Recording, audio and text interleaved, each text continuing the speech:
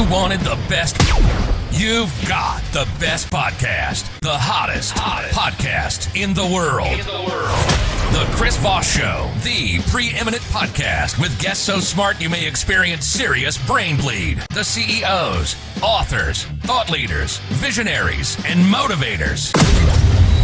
Get ready. Strap yourself in. Keep your hands, arms, and legs inside the vehicle at all times, because you're about to go on a monster education roller coaster with your brain. Now, here's your host, Chris Voss. Hi, folks. It's Voss here from the ChrisVossShow.com. There you go. Welcome to the Big Show, my family and friends. As always, we appreciate you guys being here. Thanks for tuning in, being part of the Big Show. We certainly appreciate it. As always, the Chris Voss Show is the family that loves you but doesn't judge you, at least not as harshly as your mother-in-law, because she kind of had a crush on you before you met her daughter, and that seems like a strange thing to have to work out. So enjoy your Christmas holidays. Made that one up. As always, we're bringing the smartest people on the show, the people who have lived interesting lifetimes, who've done interesting things, other than yourselves.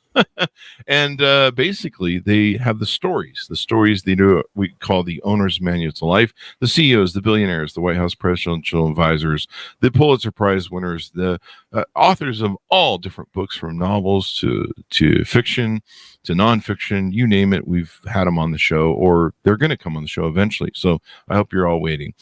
We have an amazing gentleman on the show, and we're going to be talking about his amazing book called The Power of Mindset: 14 Life-Changing Principles on How to Achieve True Happiness and Success. Today we have Hayk Tadevosyan on. Did I get it right? Nice. That was very close. Good. I'll take it. Why don't you give me the version that should be? Just Hayk Tadevosyan. There you go. You say it so much better than I. It sounds so much more beautiful coming from you. I'm an old man looking at these letters going, what did I write? So thank you very much, Hayk, for coming on the show. We really appreciate it. Give us your .com so people can find you on the interwebs. First of all, appreciate you having me on the show, Chris. Means a lot. Mm-hmm. As far as .com, I just have a website where I help promote the book a little bit. It's at Hayk, THAYK, initial of my last name, .org. But mainly I use the book. Most of the sales and most of the way people, grab the copy of the content is on just Amazon. There you go. So give us a 30,000 overview of what's inside the book.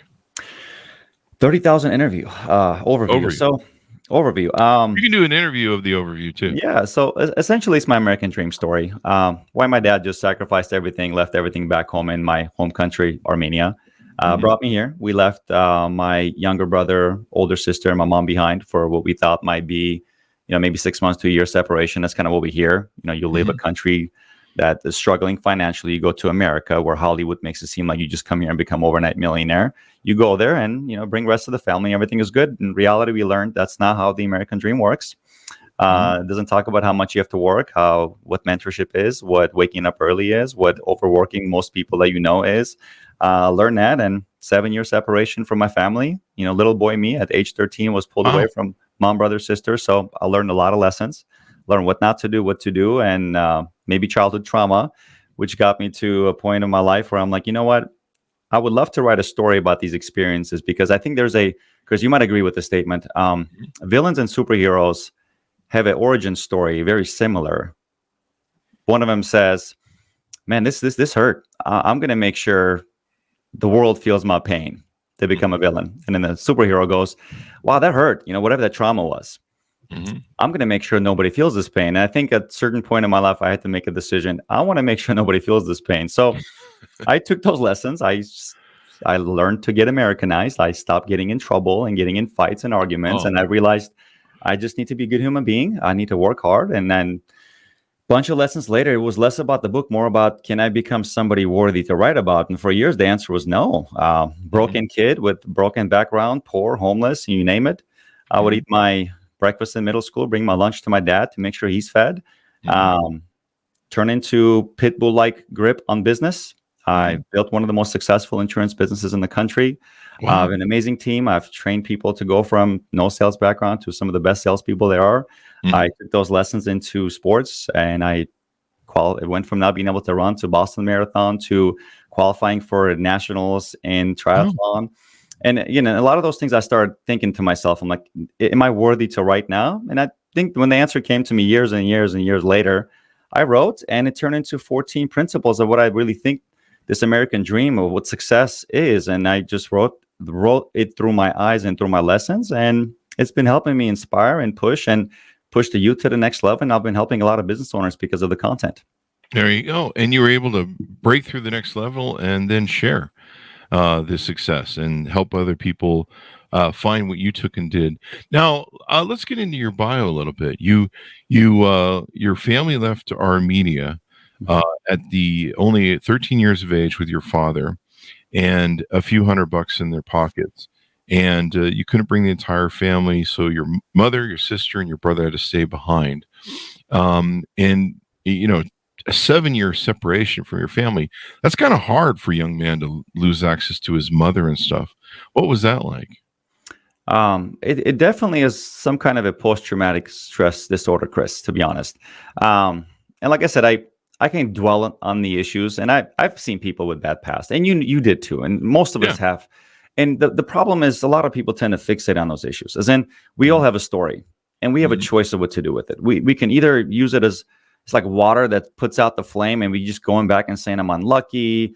I was dealt a bad hand. It was just bad. It was negative. And I know these people. And unfortunately, big population are like that. And they're very reasonable. And they have a legitimate reason to believe why that's difficult. And yeah, it was. I cried myself to sleep many nights, Chris. I was a social reject. I remember when I came to America, I stuck up like a sore thumb. I didn't speak English, first of all. You stand out. And I went to a school where I'm like the only kid who doesn't speak English. There was no English second language where I started going to school in Gig Harbor, Washington. I remember those days.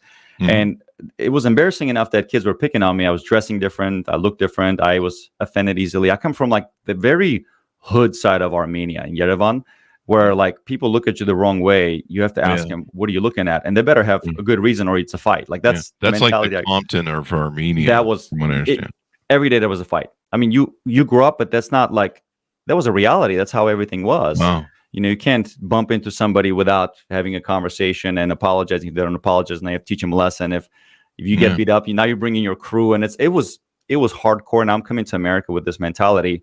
Yeah, I was a tough kid from a rough neighborhood, but I was also mommy's boy. I had a very loving, caring. Yeah. You know, she would pet me to sleep at 12, 13, like for most of my life. And I'm here with my military dad, who's like, don't make excuses, work hard. What do you mean you don't know? Read this letter, translate this bill. I'm like, Dad, I kind of speak English. It's been a year and a half. I can't read a legal document for you and would get mad at me. You wouldn't understand. But I was also very blessed to have a very strong dad that kept me together because, you know, crying myself to sleep, I quickly realized that lesson.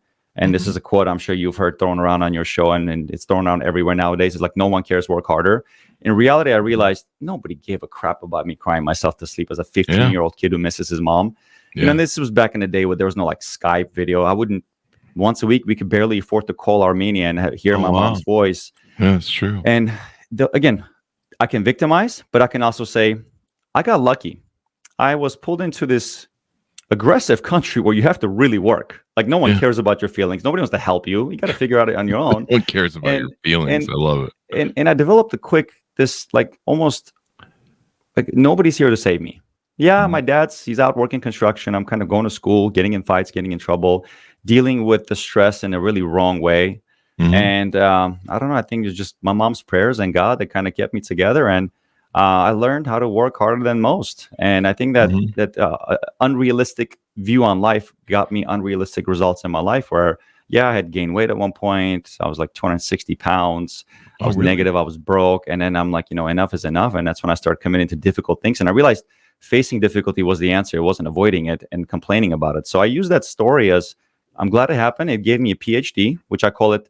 It's my not a PhD as in like the degree, as in poor, hungry, desperate degree from the School of Hard Knocks. And I had 7 years of that. So I'm blessed to have it. Now I can teach people the lessons from those. There you go. From those difficult years. The PhD, poor, hungry, and what was the last one? Desperate. Yeah, and so it's such an wonderful story that you tell in overcoming and triumphing through this, and having the perspective that this thing shaped you and made you a better person. You guys, as you and your father, you guys slept on roll-up mattresses and couches in rooming homes. You went hungry. You developed unusual fear of new places, all relocating during the childhood years. You're moving from city to city, state to state. You don't have your mom who's, moms are kind of, they're nurturers, so they tend to give you love, and dad's a little bit more, he teaches about life, and life isn't fair and working hard. So without that balance, you're kind of stuck. And then, even in Armenia, you guys didn't have running water, electricity, often going hungry as well. So, what was you mentioned something there that, you found, I don't know if the word was discipline. I think it started with a D, but you kind of found what your drive was, or what your how to really start utilizing what you had to do something. When was it you hit that moment, or do you recognize a certain moment when you broke through? I think when maybe it's the opposite of what I'm trying to do to my kids, Chris, but in reality, I think the biggest disability is when you start helping too much, right? As in, there's a point I had to realize I don't have help, right? There's a point I had to realize nobody's going to make money for me. Nobody's going to give me money. There's people who want to genuinely help, but they got their own problems. And I had to think to myself, well, what's my problem? And I had this big hole in my heart thinking money, right? So when you have a kid who goes hungry, and when you have a kid who goes to his dad to construction jobs at age 14 to work, 12, 14-hour day shifts, cleaning crap just to get extra $100 so I can send the money back home so my family is bread. I've developed a huge hole in my heart thinking, man, it's hard. It's really hard to make money. You don't speak English. We had no status. And I remember we had a temporary visa, which expired. We were here illegally for a little while. And I remember we were drive around and we see homeless people on sides of the roads. And my father and I conversation was, do you think that guy has a green card? I'm like, probably. I mean, I think he's American. Maybe he's even a citizen. And my dad couldn't really fathom the idea. Wow. Why is he on the streets when he has an authorization to work? He has a work permit. And we're thinking, we just want a work permit to work. We're just doing these cash jobs left and right to get something because we have family to feed.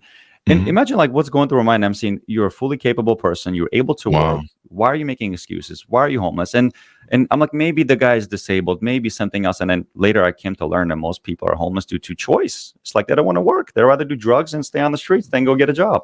What a thing to be, have you looking at? You're looking at wait, we would kill to be in this position where we'd have a green card, be a citizen, and be, legal to work. And here are these people just throwing it away. Or, I don't want to be dismissive of that. There's some people that on the streets that do have a serious mental illness. I agree 100%. Sadly, the Reagan administration closed a lot of the sanitariums that used to help these people and programs.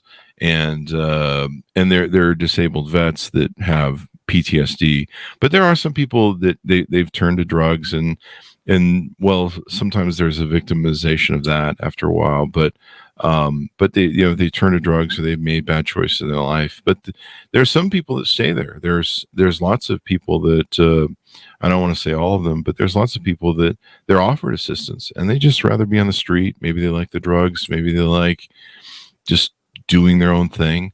But yeah, I can imagine in your head as a child, you're looking at it just going, what is this? In what you probably perceive as this rich, successful country, and and you're trying to square it all in your head. Yeah, no, I think the word I was looking for to summarize it quickly to answer your question, Chris, is gratitude. There's a piece that I had to go back and think about. What do I have, and how can I work with it? And if there's a superpower isn't lifting cars and flying, but in reality, I think being grateful for what you're giving. And I also see a lot of my immigrants, we call them FOBs, right? Fresh off the boat, come here with a sense of entitlement, as in this country is supposed to do things for me. So there was a piece that I had to realize, no, it's up to me. The opportunity's here. I'm grateful. So I'm not going to point fingers. Not going to victimize myself saying, mommy was pulled away from me. Dad's, he doesn't take any crap, no excuses, kind of get it done kind of attitude, which was great for a kid like me who was falling apart. When I became grateful and I was able to be okay with the fact of I'm going to outwork everybody, things just started clicking for me. Things got better. Fitness got better. Financial tank got taken care of. Friendship tank, and that's kind of turned into the lessons in the book, step by step of what I was able to do. And so then you started just kind of laying down what you needed to get to success and stuff. How did you start your own companies and get down these field and insurance and other things you're in now? As probably any immigrant that comes here that has no idea what they're doing, like we don't come with a business plan. It's just like go and wing it, right? So you're just trying to get here and you hear the story, Chris. People are like, oh, we came here with no money in our pockets. No, we had a few $100. We had a little bit, I don't know how exactly, but I do know we were very opportunistic. Because when you're opportunistic, you try everything, like anything. Yeah, you're there's no limit to what you'll try to succeed and float and eat. And typically a lot of us end up in construction jobs, and so we naturally gravitated to the thing that we don't need a language for, and a lot of them would pay us cash, because we weren't really authorized to work. So that led to another thing. And then remember through high school years, I was very blessed, because sometimes you have to get lucky to almost meet the right person to tell you the right thing at the right time. And I did. In my high school, my girlfriend's father was in insurance business, and he, to me, was the definition of American dream. As in, they have a house, and I was living in a low-income apartments in the studio with my dad, we could barely afford. And that he had a house, a couple of nice cars. They seemed to be able to afford vacations. So I'm like, why would you spend money, go anywhere? Just stay and work. I was trying to fathom the idea why people vacation, but I quickly learned you work hard, you play hard. And to me, I'm like, I would love to do what he does. So as I got to know him, he's like, I'm in insurance business. This whole country is the backbone. It's built through the insurance and the banking system. If you can get into this business, I love it. It's stable. It's residual. It's recession proof. I'm like, what does that even mean? So he kind of coached me in. And as soon as I turned 18, I was able to get my insurance license. To me, it's like I didn't care. Oh, wow. It's like jump how high, not like, oh, yes and no. Like you tell me I can have what you have in the next 5 to 10 years of my life, done. You show me the way and I'll follow. And I was very lucky because I think some of the greatest failures is not failing, it's succeeding at the wrong thing. So where I got lucky was I was giving a path to succeed, which turned to be really good for me. And I pulled my brother into the business, a bunch of my friends, my team. And, I would say this has been one of the best financial decisions and career decisions I've ever done, although I've done different businesses and different things as well. There you go. And it sounds like, you did what a lot of smart entrepreneurs did, or burgeoning entrepreneurs, where, you got a mentorship, you got, someone to help you and guide you. And then you went for it instead of looking at like, well, okay, I got a job, you're like, how can I do the best that I can with this? And then now you've parlayed it into several different ventures and everything else. Tell us where that's gone. Sales is one thing, right, Chris? And in reality, it's not sales. I know real estate professionals. I know venture capitalists. I know people who are in car sales, and some own dealerships, some sell cars, some have car lots, you name it. Loan officers, entrepreneurs. In reality, the successful ones are not really good at selling that product. They're just good at dealing with people, right? So, and I think that's the beauty about sales. If you think about it, right? What has gotten America so famous? I think the answer is Hollywood, right? Hollywood has gotten, that's one thing that no country can replicate. Like there's countries who out manufacture the car industry. If you look at Japan, like their cars, that most of them are here now. If you look at, manufacturing, if you look at, literature, medicine, U.S. is not that great at any of those things. But if you look at their actors and their professional athletes, highest paid in the world, right? So, in reality, if I had to think to myself, I'm like, well, I'm not that athletic to be making millions of dollars in sports, and I'm not a great actor, so Hollywood is not an option for sure. The next highest paid industry is sales. And I had to dig deeper to think about, like, what is sales? It's dealing with people. Like, can you deal with and I start studying a lot of these professionals, people who are, again, the real estate salespeople, the insurance salespeople, the car salespeople, the people that would love to buy and sell businesses. The top 1 or 2 percentile had one thing in common: they liked what they did. They were very good at dealing with people. They were very charming, charismatic. They were good at delivering a message, but they also had core values like the system, don't go against man's and God's laws, don't push the envelope, not to go to jail, and those kind of things. So dealing with people is a blessing, because in the type of the business I'm in, I get to meet all kinds of people. We have thousands and thousands of clients, right? So my team does a good job of guarding my time. So once in a while, they'll set up an appointment, or somebody wants to meet with me. I get to meet all kinds of And as I mentioned, like Bill Gates is a couple of miles away from our office. So is Paul Allen. So it's like we have a lot of wealth in the area. So it's very interesting. And people, when they see you're good at dealing with people, because they start wanting to pull you in. They give you ideas. They give you mentorship, indirect mentorship without even knowing, because they start telling you what not to do and what to focus on and how to think. And when you start copying the mindset of some of these ultra successful people, not the conditions, because conditions never come before the mindset. Their car, their house, all that stuff is a condition. It's the outcome of how they think. So once I started spending more time with people who are good at dealing with people, I realized I have to think like they are. Most of them are doing Ironman and marathons and writing books, and they don't bend their rules, and they're good husbands and wives. They're good parents and they're good friends. So I had to really think about like, how can I become a better person so I can have the outcome they have? So as I got better at dealing with people, I started dealing with more people, and it gave me more ideas. So I developed a coaching program. I ended up writing the book, and a lot of these conditions that most people from the outside was like, I want Chris's podcast and Chris's success. But in reality, every condition Chris has is the result of how he thinks and how he functions and his belief system. So start copying his mindset, not his things. If I drive Chris's Porsche, I'm not going to be like Chris. No, I need to think, what book did Chris read? Yeah. How forgiving is he? How kind is he? Not very forgiving. No, well, we're all working on that piece, right? Yeah, so that was a piece that was big to me, as in, if you learn to deal with people, and if you're open for opportunities, if you pick up your phone call, even if it's a number you don't know, like welcome information, trust me, things find to you. You're going to be doing multiple different things, and you are going to be an entrepreneur if you have an open mind to learn and deal with people. There you go. Opportunity meets what's preparation? Preparation meets opportunity, or maybe it's the other one. One of those two. Luck and hard work equal more luck, I guess, or something.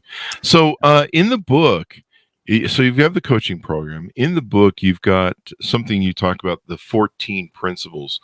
We don't want to go through all of them because people need to buy the book, damn it.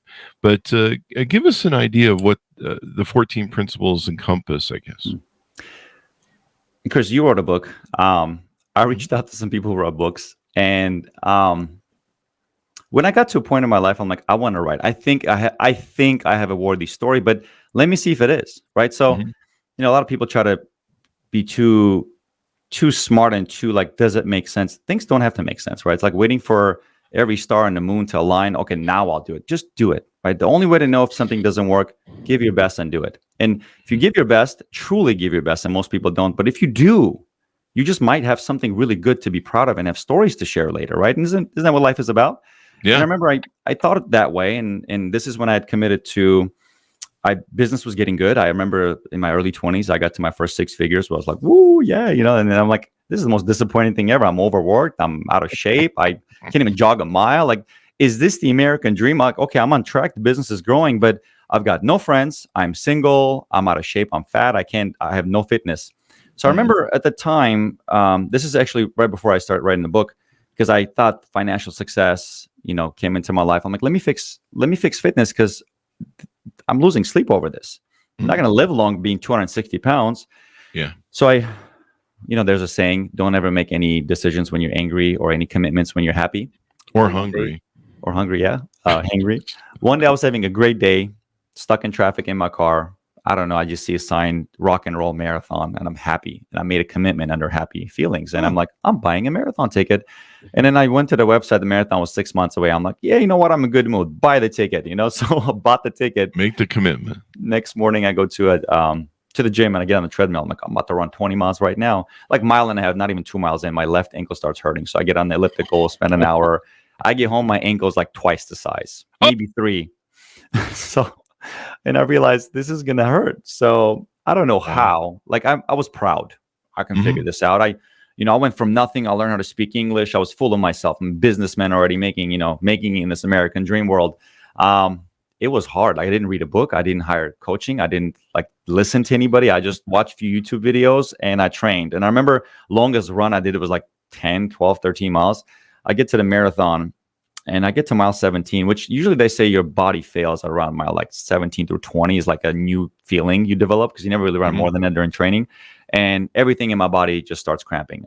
Quad, hamstring, calves. I can't bend over. I can't lean back. Every time I move, something else cramps. And that's the area that marathon organizers know. It's very familiar for people that start cramping who haven't trained well, like my idiot self. And they're waving at me like, come here, come to the medical tent. I'm like, walking like a penguin because I can't bend anything. And I get to the medical tent. Lady's like, hey, you'll be taking electrolytes. I'm like, what is an electrolyte? What is an electrolyte? Wow, dude. I'm thinking, is that electricity? so she takes like 2 tablespoons of salt, dumps it in a big jar of Gatorade. It's like, drink. And then she gives like 1.5 of those. They massage my legs, and she's like, walk it off. I think you'll be okay. If you don't, there's another medical station in a couple of miles. And then legs come back, cramps go away. It was like the world's slowest marathon I finish. And I remember I felt like shit, Chris. I'm like thinking to myself, I just committed to something that like 0.1% of people in this world do. Okay, I did it, but I didn't give my best. I gave my best in the business, which is why we've had set some records of the first couple of years, but I didn't give my best. And I was lying to myself to say I did. So I hired coaching. I, started training better. And I remember like lessons of training smarter, not harder, what to do, what not to do, coach, electrolytes. A guy who was doing a 6-hour marathon ended up qualifying for Boston Marathon at 210 pounds, which I thought it was impossible. But in reality, if you take the right mentorship like I did in business, you can do the same thing in fitness. Interesting. Mm-hmm. Less was more. And proper coaching, I spent some money and time. I read more and I just followed advice. And I think a lot of people are too proud. I'll figure this out. No, you won't. Yeah, in 20 years. But if you want to accelerate learning, get a mentor, right? And as I started doing this, I got into triathlons and Ironman, and I noticed everything got better in my life. And I socialized more. I got married, had kids. Business went on to like breaking more records, more and more. And things were getting to a point, and I'm like, I should write. So I started writing about my lessons in the book, Chris. Mm-hmm. And I made a mistake. And when I mentioned your book, we all have a thesis, right? And my thesis was, okay, American dream, go to America, make money. Sacrifice everything. And after you sacrifice everything, you gain weight, you're out of shape, buy your time back, hire properly, do the following things to delegate. Delegate 70%, coach at 30, et cetera, whatever the lessons I have in the book. After you've delegated properly, you're going to buy your time back. Now you're buying your time back, use the time to get fit. Once you get fit, you get confidence back, you socialize, rebuild your circle of friends. With friends, you get the relationship, which is the family thing. You get married, you have kids, and voila, there's your dream. And as I wrote this for like 2 years, I remember I want to throw it in the trash because it started making more sense the more time I spent thinking about, okay, this is my journey. Who the hell am I to tell Chris this is what he needs to do? So I called some of my friends who had PhDs and, they had a dissertation, and I was asking them the same question. Can you talk to me about your dissertation? You had a thesis, you wrote about it, and you had to defend it, right? Is that how it works? They're like, yeah. What do I know? I'm a college dropout. And they were educating me about this.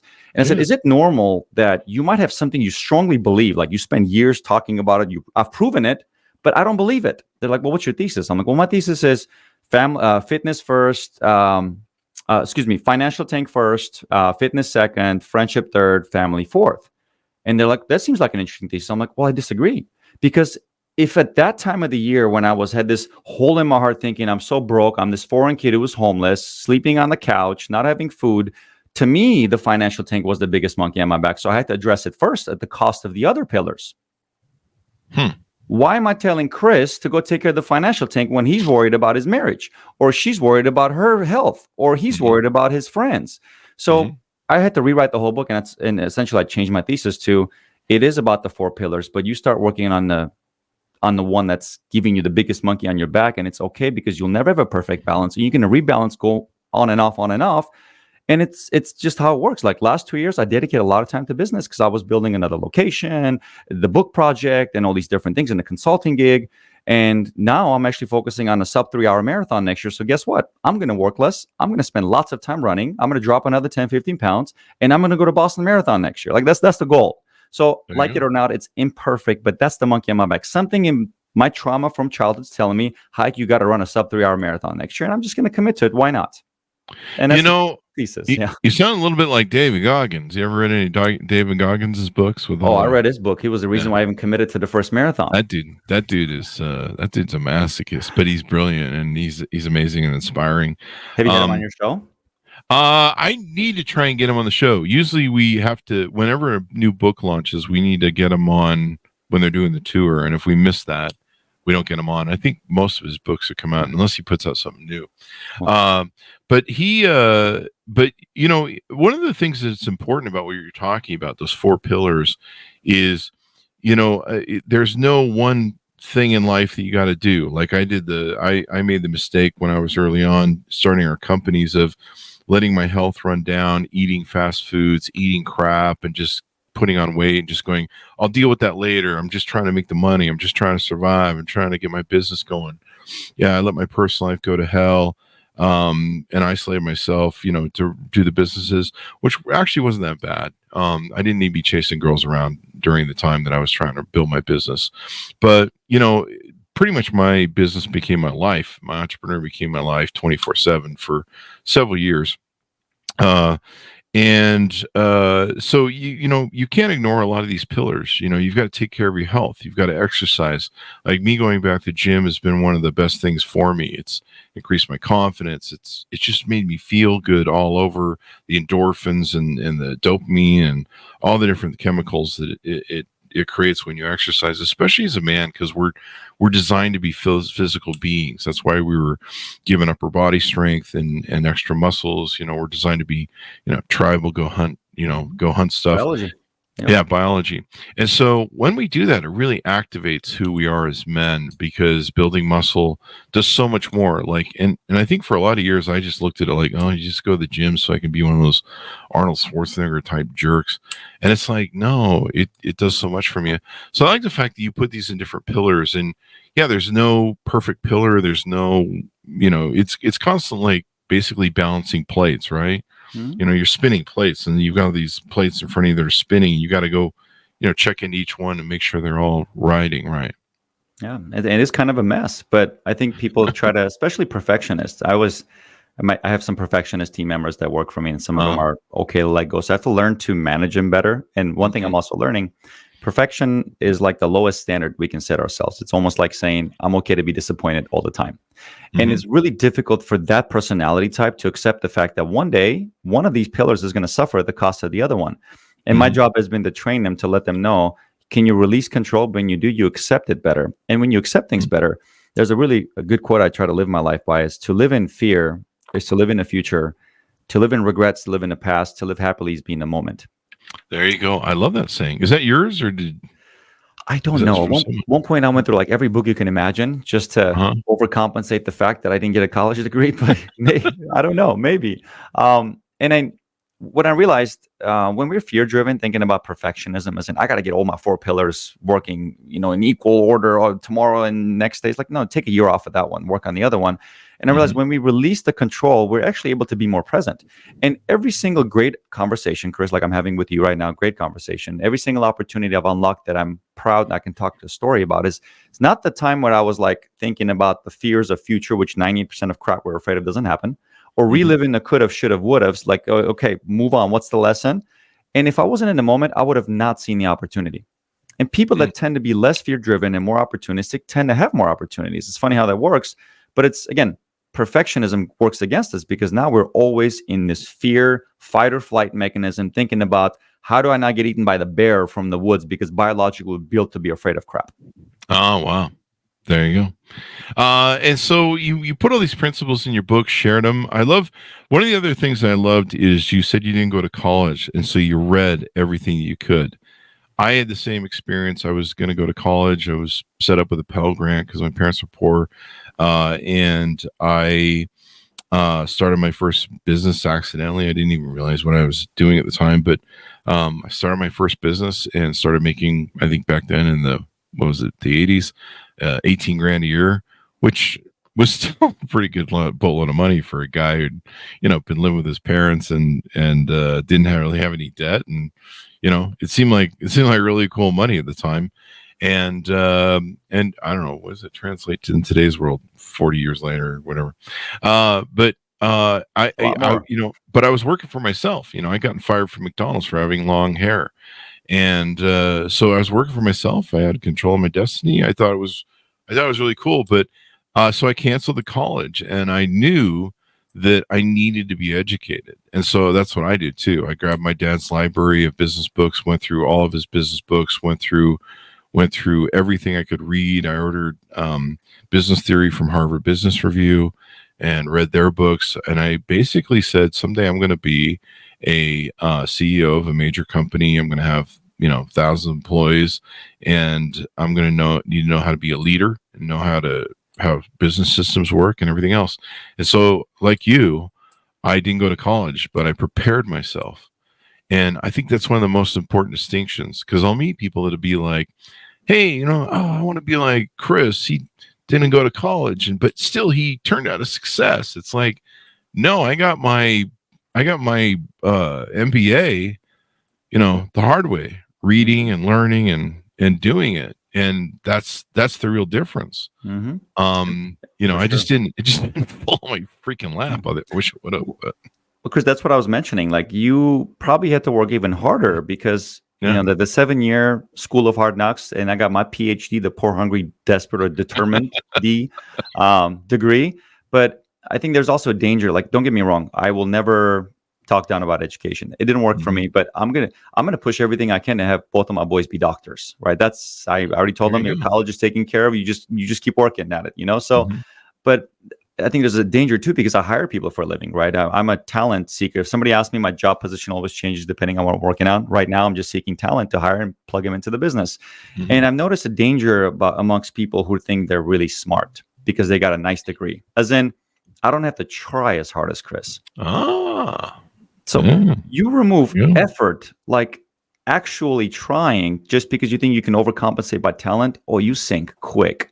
I have let go of those people fast. And I realized I can pull somebody, a hungry kid in at 22, still going to college, but they got a point to prove because they haven't really proven to the world how smart they are. Oh, they prove it through making a lot of money in the business. So I think that effort piece, as long as you can get a degree and still figure out that's not solving my problems. Still have to go get my, licensing, and, if you're getting into investment, your securities license, you still got to get in front of people. You still got to make cold calls. You still have to overcome objections. You still have to ask for referrals, serve the community. Your degree does not solve any of those problems, and it's not going to fix your marriage either, right? So you got to be able to be open to keep learning. And then just because you got a degree, and a lot of people think, I got my 4-year or 6-year, whatever, I'm done. No, that's to teach you the habits to continuously acquire knowledge. Because when you're done, that's when, according to even Einstein, the true time when people realize they're dead is when they stop learning. And the more you know, the more you realize how much you don't know. And unfortunately, people stop learning. And that's a big problem in growth, right? In business and in life. Yeah. I like your joke there. It's not going to fix your marriage. You say to your wife, hey, don't divorce me, honey. I got like a Penn State on the wall. I got 2 MBAs. You can't leave. Can't leave me. Actually, if you have 2 MBAs and the work that comes from it, she probably won't. So there you go. So tell us about what offerings you do on your website. I know you do coaching. You've got the Power of Mindset course I can see here. Tell us, pitch us out about some of the stuff that you have to offer there and how people can onboard with you. I guess my main goal is to promote the book with this call, Chris. I think there's a strong message to help people, and nothing helps me sleep better than when somebody shoots me an email or like a social media thing. Hey, this changed my life. Like that, to me, I feel like I have a purpose in life, and that helps out a lot. I don't have a general coaching. To be honest, right now, all of my coaching is built for insurance agents, right? And it's we have a website. It's called 100appteammember.com. And that thing is just built around how do I get a producer to write 100 accounts in 1 month, which, by the way, typically a successful office on their own do about 100. My average employee does 100 on their own, right? So we have a ton of those doing it. And so I've built a system about how to do it, and conversation, serving people, asking for referrals, educating, and I have all that stuff on there. So that's the main thing I've been focusing on a lot. But the book has been one thing I've been using in lots of speaking engagements and sharing. And I just wanted the book to make a difference. And if it goes somewhere else, as far as opening up like a general coaching, as far as teaching people, marathons and opening up businesses, that's coming one day, but not yet. And I've just started a podcast station like you. I'm going to do a little bit more interviews. Congratulations. I'm going to pull some triathletes, some world champs into it and talk to them the way you're talking to me. And I enjoy these conversations a lot. There you go, man. There you go. So anything further you want to pitch out as we go on? Nothing I can think that I want to sell at this point. Sounds good. We crammed a whole lot of great data, and there's you have one of the most amazing stories I think we've ever had in the show. My memory fails me, and we do have 3 to 4 shows a day, but I think your story might be one of the most amazing we've ever heard, in coming from PhD, poverty and hungry, et cetera, et cetera. And I love your perspective on how you said, hey, I can either I can throw a pity party for myself and cry about it. But gratitude is really changes the mechanism of going through dark, cathartic times. I've kind of learned over my lifetime that when I'm in my depths of despair, when I'm at my bottoms, there was the 2008 crisis that I lost everything. There was the time I lost my business partner to betrayal. The COVID was kind of one where it was kind of a little bit easier for me because I'd been through those other things. But being able to do gratitude, and sometimes in the darkest moments of my life that I've been through, or just maybe when I find myself depressed about something goes wrong or costs a lot of money that is painful, sitting down and going, okay, what do I have right now? What are my assets? What okay, I lost several $100,000 in this thing. What am I at? What do I still have? And okay, because whatever you lost, fuck it, it's gone. Don't love it that much, so you get depressed over it. Yeah, it's like it's not coming back, so you might as well just have some acceptance. But then you sit and you look at what you have, and then for me, a lot of what I've learned is that I'm the guy, and unless you kill me, I could probably rebuild whatever you take from me, and I might be able to rebuild it and make more, which is what I did, and so, but having that gratitude realigns you, and it gives you that perspective you had when you were young, where you go, okay, how can I turn this into opportunity as opposed to, tragedy? And by doing that, you change the whole trajectory of your life. And I think that's inspiring. That's a great summary, Chris. I appreciate you saying that. And you just summarized stoicism. In many ways, you can take everything away from me, but you cannot take who I am. And, I don't know much about you, Chris, but as I'm learning, as I've checked out your content, very successful, you made lots of difference in the world, what you've done. In reality, it wasn't about, oh, Chris got lucky. In reality, you went from failure to failure to failure without the loss of enthusiasm and without forgetting who you are. Yeah. Well, there might have been a month or two or a couple of weeks I was upset about it and found a vodka You got bottle. over it. You didn't stay there. Most people, again, they turn that story into why they're unlucky. And for the next 20 years, when they have beer with their friends, they're dwelling on it. And while you're out there making a difference, they're still talking about this. And it frustrates me. And I think that's what I want to maybe at least help people within this book. I'm like, guys, just move on. Take the lesson. Next. There you go. Well, you mentioned something that's important, and I never really got into Stoicism and Marcus Aurelius until a few years ago when I discovered Ryan Holiday's books. And, I'd heard about it, and I'm like, whatever, I don't care. But when Ryan Holiday came along, he really turned me on to it. And I always had a lot of those same principles. I've always been into logic and reason, and I grew up in a cult, so I saw the madness that was going on there. So I've always been somebody who's been very analytical and looked at things. But I just pulled down my copy here of Marcus Aurelius Meditations, and it actually sits every day just right off camera here on top of one of the speakers, and so it's always within eyesight. But yeah, Stoicism is so important, especially for men, to keep them in there, because as men we're able to control our emotions, or we're supposed to be able to control our emotions. If a man lives in his emotional base and is feminine, he's going to have problems. But Stoicism can help you get out of that. But as men, we're designed to have logic and reason. We're designed to know what's going on. Emotions are interpretive. You can have an emotion about an event that's negative. You can have an emotion that's positive. It isn't based in reality. So that's one of the most important things, being stoic, logic and reason. There are ways of building yourself out of your issues. So thank you very much, Hayk, for coming on the show. We really appreciate it. Give us your .com so people can find you on the interwebs. Just haykt.org. And the best way to pick up a copy of the book will be on Amazon for now. And there you go. I appreciate you having me on the show. This was a great conversation. Definitely inspiring, my friend. It's such a great story. Folks, order up the book wherever fine books are sold. The Power of Mindset, 14 life-changing principles on how to achieve true happiness and success, and lots of great principles therein.